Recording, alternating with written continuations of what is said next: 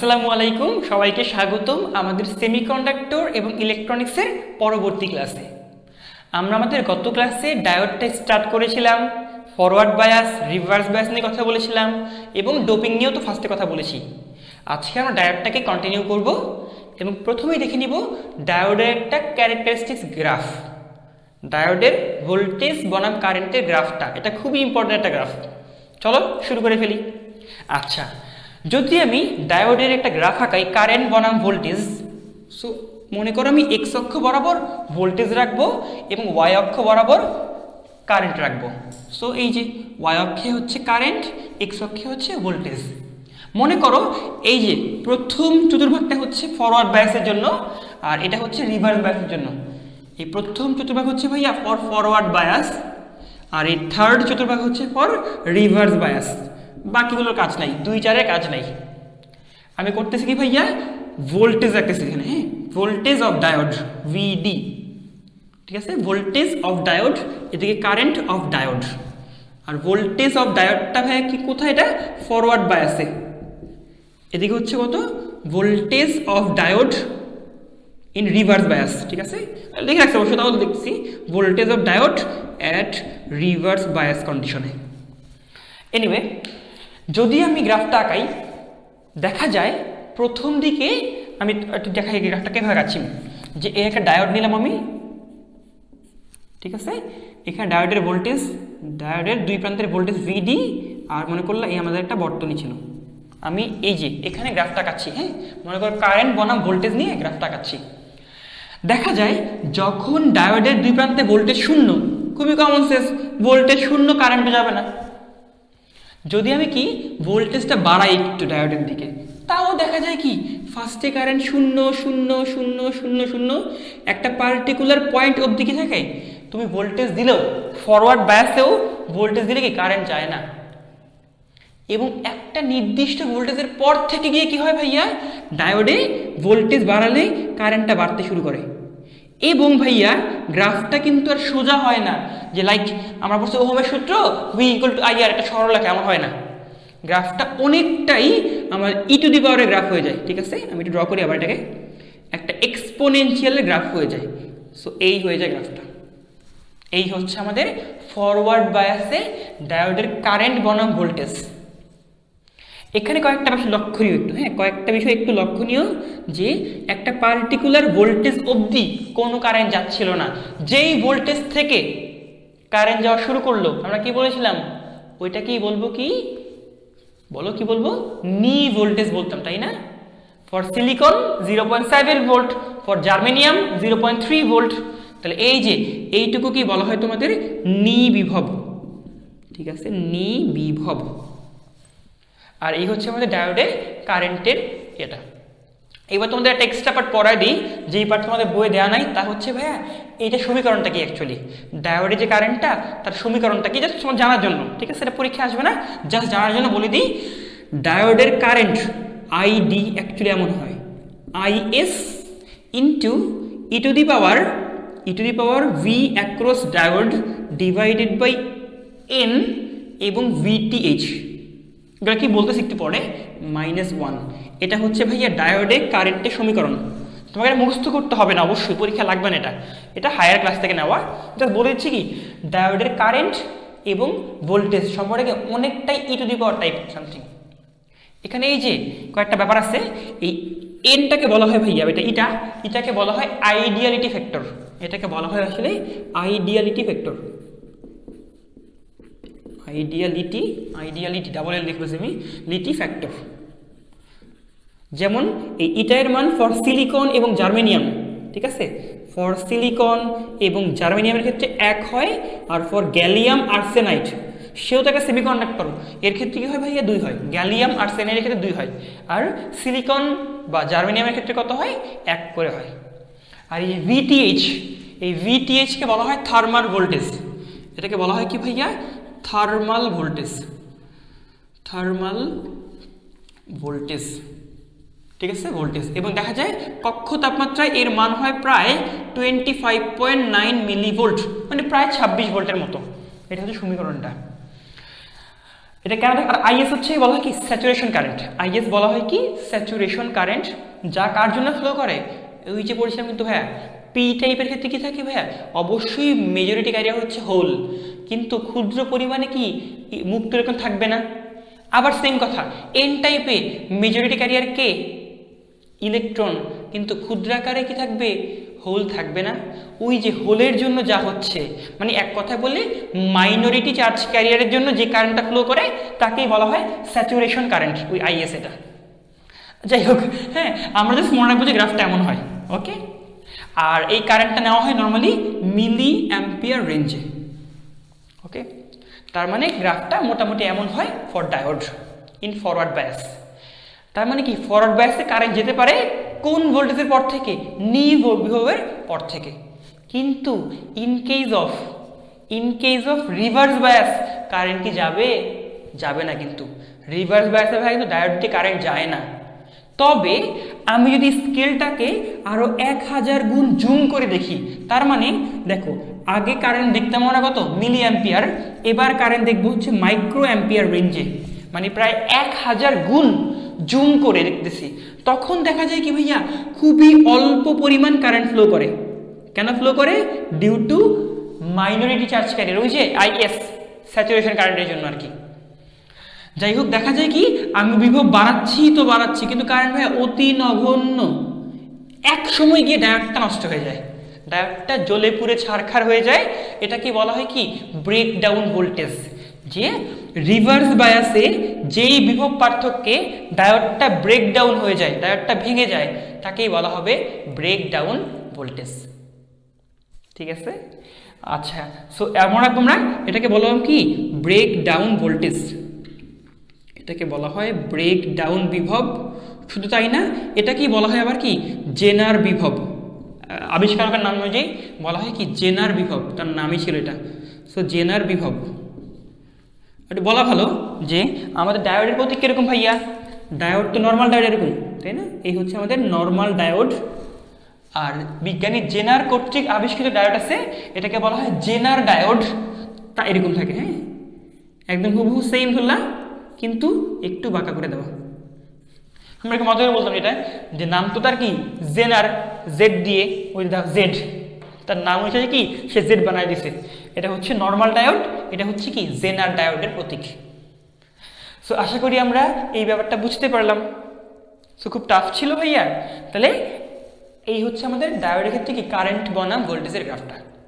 আর একটু খেয়াল করো, যে কোনো পয়েন্টে আমি ঢাল নিতাম একটা, হ্যাঁ মানে স্পর্শক আঁকাতাম, ওই স্পর্শকের ঢাল নিতাম, ঢাল মানে কি অ্যাকচুয়ালি y/x না। দেখো তো ওহমস ল কি বলে, ওহমের সূত্র বলে v = IR। তাহলে এখান থেকে আর কত আসে, রেজিস্ট্যান্স আসে ভাইয়া ভোল্টেজ বাই কারেন্ট না। কিন্তু এই ক্ষেত্রে ঢাল নিয়ে ঢালটা কেমন আসবে, এই ক্ষেত্রে ঢালকে আসবে ভাইয়া কারেন্ট বাই ভোল্টেজ। তাই যে কোনো পয়েন্টে ঢালকে আমরা এভাবে লিখি, তাহলে যদি কারেন্ট বাই ভোল্টেজ মানে কি এটা উল্টা না, ভোল্টেজ বাই কারেন্ট হয় রেজিস্ট্যান্স, তাহলে উল্টা কি হবে 1/রেজিস্ট্যান্স। তাই এর ঢালটা হচ্ছে ভাইয়া 1/R। কিন্তু এই আর তো ভাইয়া প্রত্যেক মুহূর্তে ভ্যারি করে, তাই এটাকে বলা হয় গতীয় রোধ। এটাকে কি বলা হয়, গতীয় রোধ, গতীয় রেজিস্ট্যান্স, গতীয় রোধ। যে এই সূত্র লাগে সিম্পল কথা ভাইয়া, গতীয় রোধ কত হবে, একটা নির্দিষ্ট বিভবের পার্থক্যের জন্য কারেন্টের পার্থক্য, del V/del R, নর্মাল কথা, এই যে এটাই। ঠিক আছে, সো এই হচ্ছে আমাদের ডায়োড নিয়ে একটু টুকটাক কথাবার্তা। আর আমরা এই কারেন্টটাকে কি আপাতত নেগলেক্ট করবো, এটা কি অতি নগণ্য কারেন্ট বলেছিলাম তো, এটা মাইক্রো অ্যাম্পিয়ারে, প্রায় কি 1000 গুণ জুম করে। যদি মিলি অ্যাম্পিয়ারে দেখতাম এটাকে প্রায় শূন্যই আসতো। ঠিক আছে, সো আমরা এই ধর্মটাকে ইউজ করে বানাই হচ্ছে কি রেকটিফায়ার বা একমুখী কারক। তাহলে এখন আমরা রেকটিফায়ারটা দেখে নিই একটু। এবার আমরা ডায়োডের একদম মেইন কাজ যেটা, তা হচ্ছে রেকটিফিকেশন বা একমুখী করা। রেকটিফায়ারের বাংলা হচ্ছে একমুখী কারক। রেকটিফাই যে করে সে হচ্ছে রেকটিফায়ার। আর রেকটিফাই করা মানে কি, একমুখী করা। একমুখী করা মানে কি, সো একটু লিখে ফেলি ভাইয়া। ঠিক আছে, লিখো যে রেকটিফায়ারের সঙ্গে লিখেছি আমরা, যার সাহায্যে এসি প্রবাহকে, এসি মানে কি দিক পরিবর্তী প্রবাহ, যার সাহায্যে এসি প্রবাহকে ডিসি প্রবাহতে মানে কনভার্ট করা হয় বা রূপান্তর করা হয়, যার সাহায্যে এসিকে ডিসি করা হয়, এসি প্রবাহকে ডিসি প্রবাহ করা হয়, তাকেই বলবো কি রেকটিফায়ার বা একমুখী কারক। ঠিক আছে, যাই হোক আমাদের বইয়ে মেনলি 3টা রেকটিফায়ার দেওয়া আছে, একটা হচ্ছে হাফ ওয়েভের আর 2টা হচ্ছে ফুল ওয়েভ, পূর্ণ তরঙ্গের 2টা আছে। এদের মধ্যে আমরা ফুল ওয়েভের মধ্যে একটা পড়বো, তা হচ্ছে ব্রিজটা পড়বো, হাফ ওয়েভটা পড়বো এবং ব্রিজ রেকটিফায়ারটা পড়বো। চলো শুরু করে ফেলি। ফার্স্টে ভাইয়া আমাদের half wave rectifier, half wave কি লিখেছি এটা আমি, হাফ অর্ধ, হাফ ওয়েভ রেকটিফায়ার, তার মানে অর্ধ তরঙ্গ একমুখী কারক। ব্যাপারটা কি মানে খুবই সিম্পল একটা কথা, দেখো তো, মনে করো এই আমাদের একটা এসি প্রবাহ, ভালো করে দেখো, হ্যাঁ এগুলো বোঝা খুবই সহজ, জাস্ট 5 মিনিট দেখলে কি একদম ক্লিয়ার হয়ে যাবে। সো এই একটা এসি প্রবাহ বা এসি ভোল্টেজ সোর্স, এখানে একটা ডায়োড লাগাই দিলাম, আমরা একটা ডায়োড লাগাই দিলাম, এই একটা রেজিস্টর, রেজিস্টরের 2 পাশ থেকে আমি মনে করো ভোল্টেজ আউটপুট নিচ্ছি, এটা হচ্ছে আমার ভি আউটপুট, আর এখানে যে ভোল্টেজটা দিচ্ছি এটা মনে করো আমাদের ভি ইনপুট। এখন সাপোজ আমি আউটপুট এবং ইনপুটের একটা গ্রাফ আঁকাবো, আউটপুট এবং ইনপুটের একটা গ্রাফ আঁকাবো। সো একটু খেয়াল করো ভাইয়া, আমি একটা গ্রাফ আঁকার ট্রাই করি, হ্যাঁ একটা গ্রাফ আঁকানোর চেষ্টা করি। এটা হচ্ছে আমাদের ভি ইনপুট, এটা হচ্ছে আমাদের ভি আউটপুট। দেখো আমি করলাম কি, আমি ইনপুটে একটা সাইনোসয়েডাল এসি ওয়েভ দিলাম, তার মানে কেমন দেখবো, এটা একটা সাইন ওয়েভ, এমন না? এবার আমি দেখি তো এর করসপন্ডিং আউটপুটটা কত আসে ভাইয়া, একটু দেখি এর করসপন্ডিং আউটপুটটা কত আসে, একটু খেয়াল করবে, ভালো করে দেখো। এ তো ভাইয়া এসি, তার মানে কি এর কোনো এক মুহূর্তে এরকম, পর মুহূর্তে কি আবার প্লাস মাইনাস উল্টায় যায়, প্রত্যেক মুহূর্তে কি প্লাস মাইনাস উল্টাতেই থাকে। মনে করলা যখন উপরের দিকে প্লাস, যেই হাফ ওয়েভের জন্য উপরের দিকে প্লাস, তখন কি হচ্ছে ভাইয়া, পি পি মিলে গেছে, পি প্লাস না লেখা ভালো, পি লেখা ভালো, যে পি পি মিলে গেছে, এন এন মিলে গেছে, এটা কোন বায়াস, ফরওয়ার্ড বায়াস, তার মানে কারেন্ট যাবে, কারেন্ট যাওয়া মানে কি আমি এই রেজিস্টারের অ্যাক্রসে কি ভোল্টেজ পাবো না। তাই আমি কিন্তু ভাইয়া এই যে এই প্রথমের হাফের জন্য কিন্তু ভাইয়া আউটপুটে ভোল্টেজ পাচ্ছি, বিকজ কারেন্ট যাচ্ছিল, এখানে বিভব পার্থক্য হচ্ছিল, তাই আমি কিন্তু এর জন্য একটা বিভব পার্থক্য পাবো। কিন্তু এর পর মুহূর্তেই কি হবে ভাইয়া, এর পর মুহূর্তেই এ হয়ে যাবে নেগেটিভ, এ হয়ে যাবে পজিটিভ, পি এর সাথে এন, এন এর সাথে পি, এই যেটা এন না, এন এর সাথে পি, তখন কোন বায়াস ভাইয়া, রিভার্স বায়াস। রিভার্স বায়াসে কি আর কারেন্ট যাবে? রিভার্স বায়াসে ডায়োড কিন্তু একটা অসীম রোধ হয়ে যায়, মানে ব্রেকডাউন ভোল্টেজের আগ অবধি আর কি, তখন কি হবে, কোনো কারেন্ট যাবে না, তার মানে আমি কি এখানে বিভব পার্থক্য পাবো না, এখানে আউটপুট কি হবে, শূন্য হবে, এখানে আউটপুটটা শূন্য হবে। এর পরবর্তী পার্ট ভাইয়া, এর পরবর্তী মুহূর্তে কি হবে, এটা আবার প্লাস হয়ে যাবে, মাইনাস, আবারও ফরওয়ার্ড বায়াস, আবারও কি হচ্ছে, আমি আউটপুট পাচ্ছি, এরপর আবার আউটপুট পাচ্ছি না, আউটপুট পাচ্ছি না। দেখো আমার পূর্ণ তরঙ্গের মধ্যে কি হচ্ছে, অর্ধেক রেকটিফাই হয়ে আসতেছে, অর্ধেক একমুখী হচ্ছে, বাকি অর্ধেক নষ্ট হচ্ছে, তাই এটাকে বলা হয় অর্ধ তরঙ্গ রেকটিফিকেশন, হাফ ওয়েভ রেকটিফিকেশন। ব্যাপারটা বুঝে গেল? এই তো কত সিম্পল একটা মেকানিজম না? কিন্তু বলতো আমরা রিয়েল লাইফে এটা কি ইউজ করব না। কারণ কি, আমি যদি 100 ভোল্ট প্রয়োগ করি, আমি ওভারঅল পাচ্ছি কত, 50 ভোল্ট, অর্ধেক নষ্ট হচ্ছে। শুধু নষ্টই হচ্ছে না, বাস্তবে কি জানো, তোমার এটার যে পিক ভোল্টেজ না ভাইয়া, বাস্তবে যে এটার পিক ভোল্টেজ, এর পিক কিন্তু আর সেম থাকে না, একটু কমে যায়।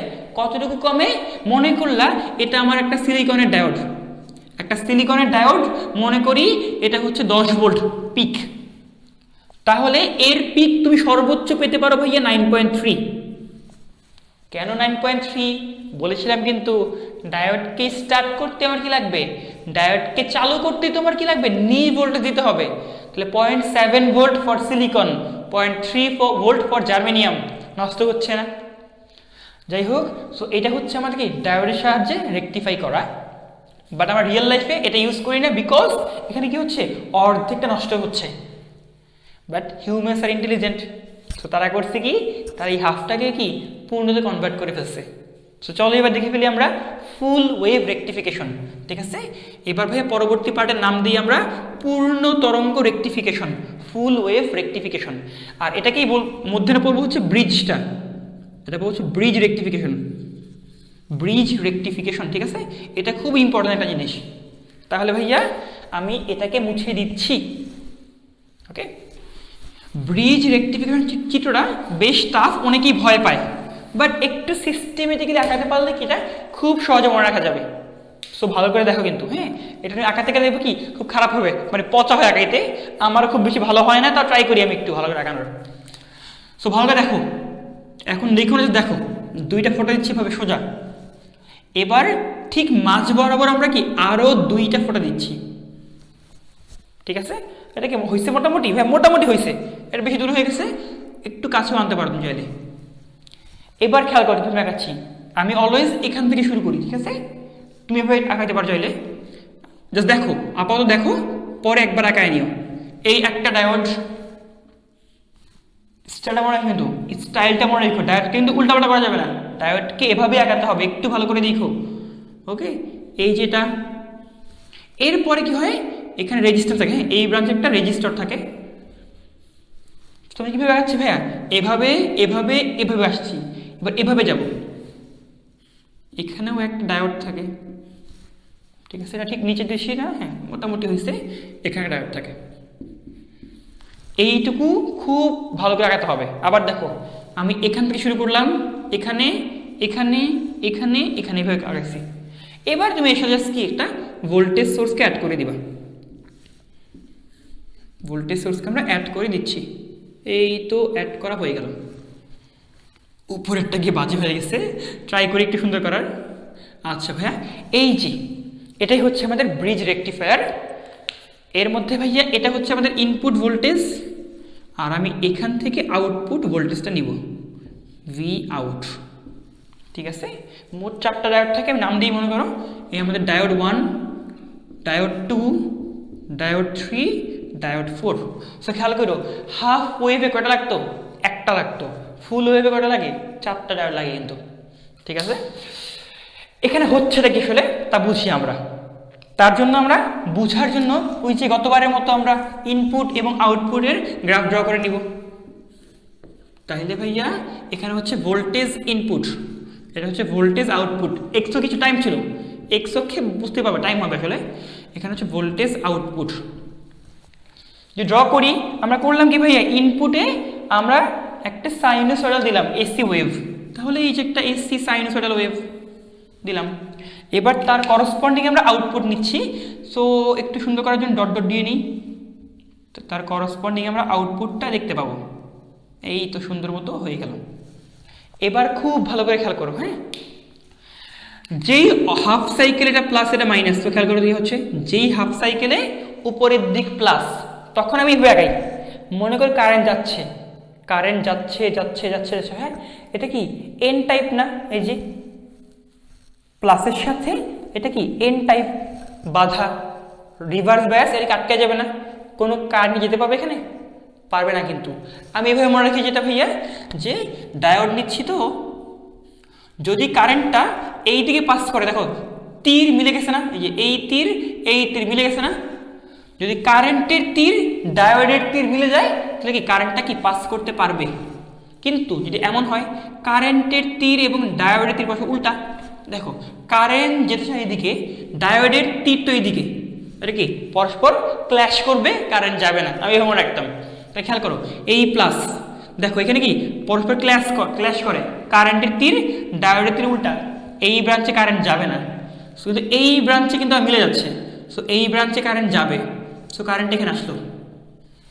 আবার দেখো কিন্তু, হ্যাঁ খুব সিম্পল কথা, আসলো এদিকে রিভার্স ব্যাস যাচ্ছে না, এদিকে ফরওয়ার্ড ব্যাস যাচ্ছে, D2 দিয়ে কি কারেন্টে যাচ্ছিল। এরপরে এখানে কি আবারও বন্ধ না ভাইয়া, রিভার্স ব্যাস এখান দিয়ে যাবে না, শুধু হবে কারেন্ট আবার এই দিক দিয়ে যাবে, কারেন্ট আবার এই দিক দিয়ে যাবে। সো কারেন্টটা কি যাচ্ছে ভাইয়া, রেজিস্ট্যান্সের এই দিকে যাচ্ছিল। আচ্ছা, এখানে এবার আসলো। এরপরে খেয়াল করো, এবার কিন্তু সে এখানেও যেতে পারে, এখানেও যেতে পারে, কিন্তু সে এখানে যাবে না, বিকজ আমরা জানি কারেন্ট হাই ভোল্টেজ থেকে লো ভোল্টেজে যায়। এখানে তো হাই ভোল্টেজ ছিল, যাবে না, সে ব্যাক করবে আবার। এবার এখানে দিয়ে ক্রস করলো একই ব্যাখ্যা, কারণ তো কি এদিকেও ব্যাক করতে পারে, বাট ব্যাক করবে না বিকজ এখানে হাই ভোল্টেজ। সো সে আবার কি আলটিমেটলি লো ভোল্টেজে যাবে। তাহলে আমরা ব্যাপারটা দেখি একটু, যখন উপরে প্লাস নিচে মাইনাস, কারেন্টটা এই পথ দিয়ে D2 হয়ে এখান দিয়ে হয়ে যাচ্ছে, এই যে এই পথ এই পথ এই পথ হয়ে যাচ্ছিল। সো আমার তো কি সার্কিট কমপ্লিট হয়েছে, এখান দিয়ে কারেন্ট গেছে, আমি এর কি আউটপুট পাবো। তাহলে এই হচ্ছে আমাদের আউটপুট। যখনই আমাদের পরেরটা হয়ে গেল ভাইয়া, এখানে নেগেটিভ এখানে পজিটিভ, তখন কি হচ্ছে দেখি তো। এবার কারেন্ট এখান থেকে যাবে, এটা ভাইয়া রিভার্স বায়াস, কিন্তু এটা তো ফরওয়ার্ড বায়াস, এখান দিয়ে যাবে, এটা তো রিভার্স বায়াস, আবারও কি এই দিক দিয়ে হয়ে এই দিক দিয়ে হয়ে যাচ্ছে না। দেখো এবার এখান দিয়ে এসে এইখান দিয়ে এইখান দিয়ে এইখান দিয়ে যাচ্ছে, বোঝা গেল। এবং কারেন্ট যে যাচ্ছে আমি কি আবারও দিব না, সরি এটা ভালো হয় নাই।